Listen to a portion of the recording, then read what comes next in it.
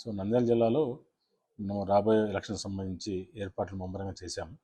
So ఇప్పుడు మన జిల్లాలో ఆఫ్టర్ నామినేషన్స్ అయిన తర్వాత పార్లమెంట్కి 31 మంది కంటెస్టింగ్ క్యాండిడేట్స్ ఉన్నారు కాబట్టి 2 బ్యాలెట్ యూనిట్స్తో మనం వెళ్తున్నాము.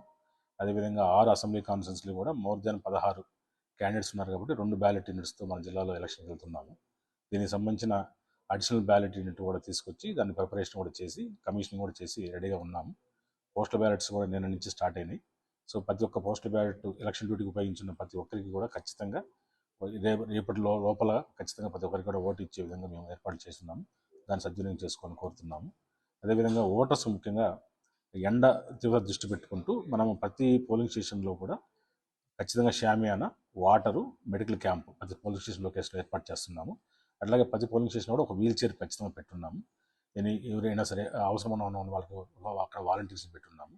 సో కాబట్టి ఓటర్స్ ఎండ కోసం అని చెప్పి భయపడకుండా కొంతసేపు అక్కడ వెయిట్ చేయాలని అనేది లేకుండా ఖచ్చితంగా ఒక 5 సంవత్సరాలకు ఒకసారి మాత్రమే వస్తుంది కాబట్టి మీ అందరూ పార్టిసిపేట్ చేసి 100% ఓటింగ్లో పార్టిసిపేట్ చేసి ప్రజాస్వామ్యాన్ని విజయవంతం చేయాలని ఖచ్చితంగా కోరుకుంటున్నాము. యంత్రాంగము మీకు అన్ని విధాలుగా కూడా మేము సపోర్ట్గా ఉండి ఎలాంటి అసౌకర్యం లేకుండా పోలింగ్ స్టేషన్స్లో మీకు తోడ్పడతామని హామీస్తున్నాం. టైమింగ్స్ మనకు 7 to 6 ఆ రోజు ఉంటుంది పోలింగ్ టైమింగ్.